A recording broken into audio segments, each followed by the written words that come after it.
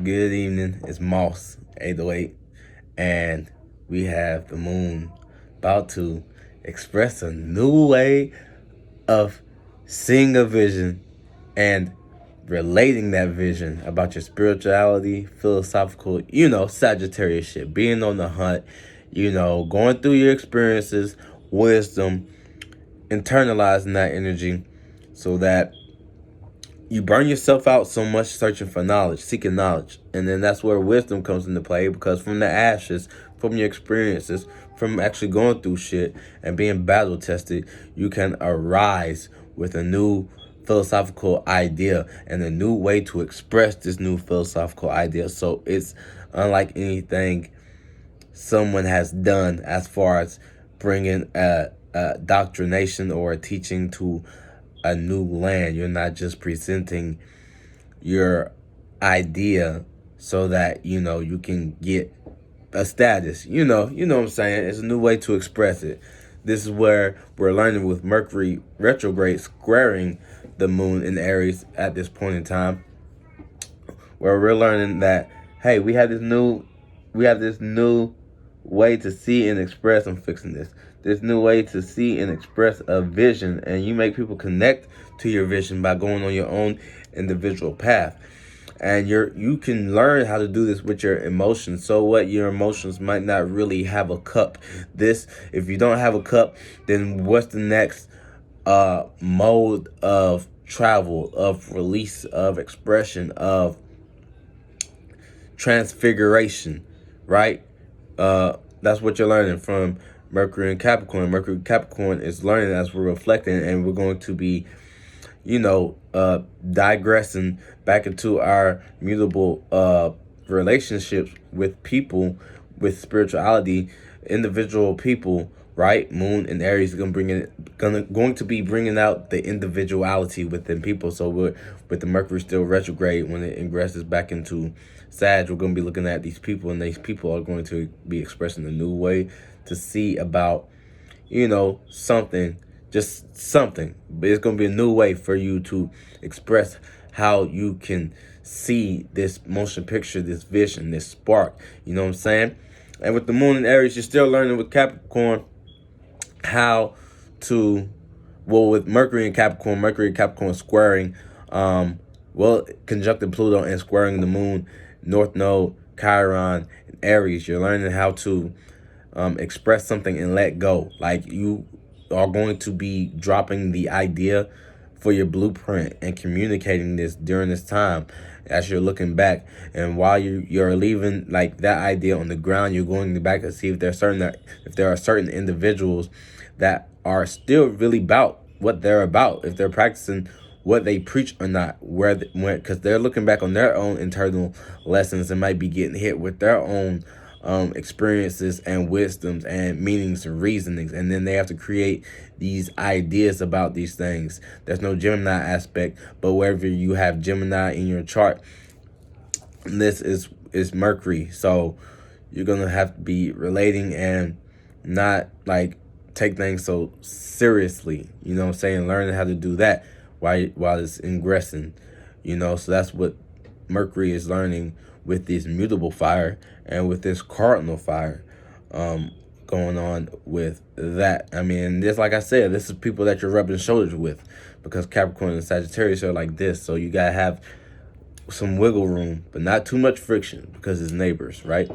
And leave the foundation for certain mistakes, connecting to anger or frustration with wanting to express that frustration because of a wound. So don't be projecting that, because although it's not like attention or fixed attention or super people pleasing or orientated with your teachings that require these people, you're doing this on your own.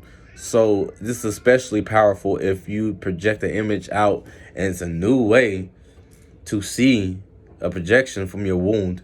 You might get hit back with those waves from a new way of receiving a wound, and not just, lacking the attention and drifting off into wherever, Aries be going, not into La La Land, but they be putting that passion, and it goes somewhere. It goes and it becomes something.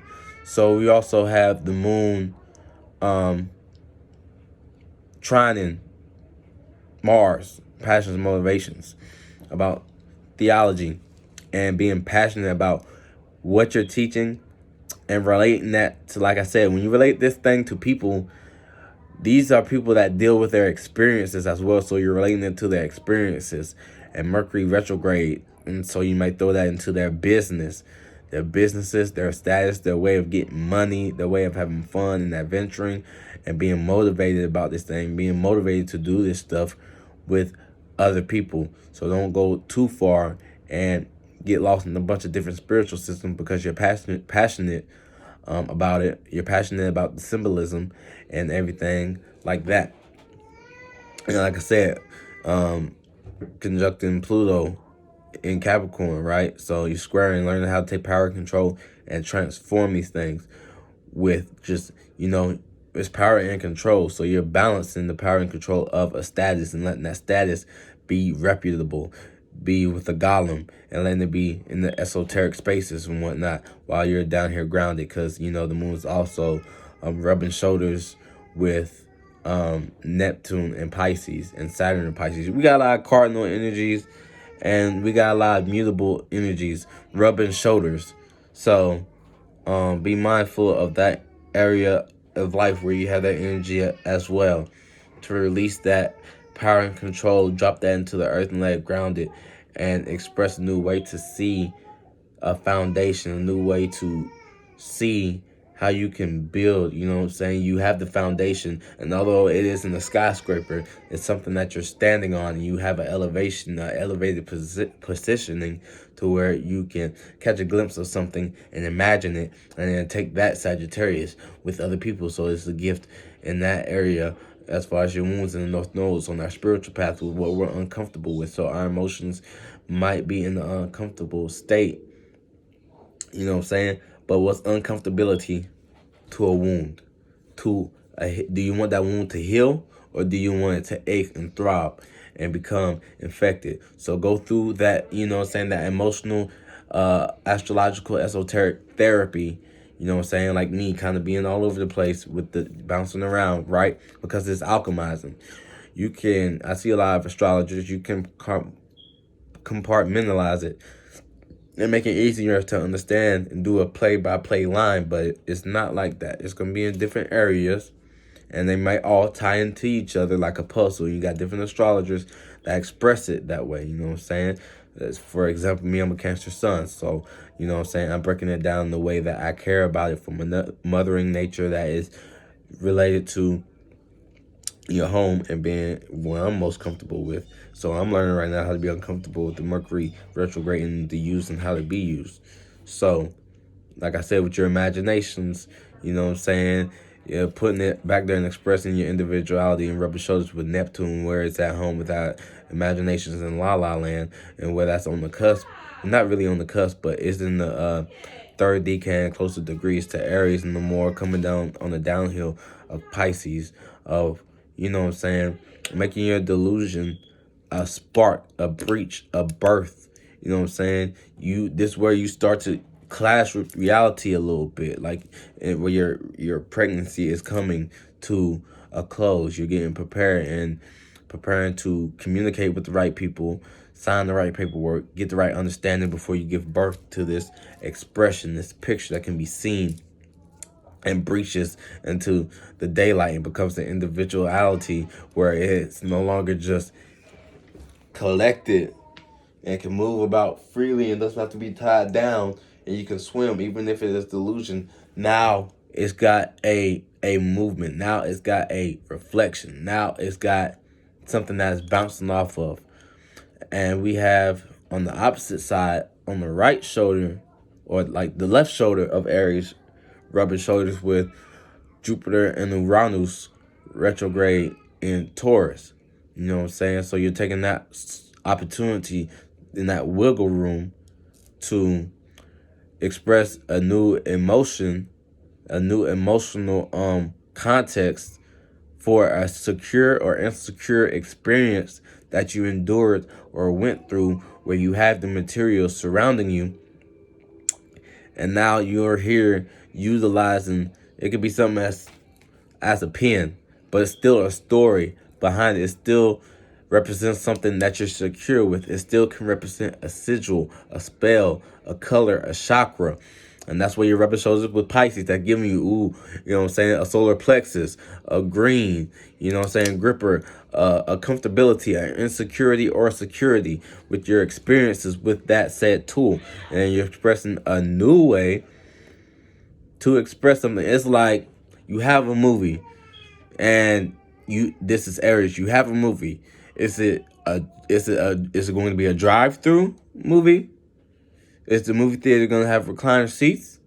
Are the tickets going to be selling online? Moving from Pisces, you know what I'm saying, the location and all the, you know what I'm saying, La La Land features, how you going to do this, how you going to do that, into Taurus stability, comfort, you know what I'm saying, with recliner seats, with buttered popcorn, with all these things. And you're still, figure out a way, like if it's your first date with Uranus here, being original and rebellious. Like the first night it opens, everyone's gonna flock to it.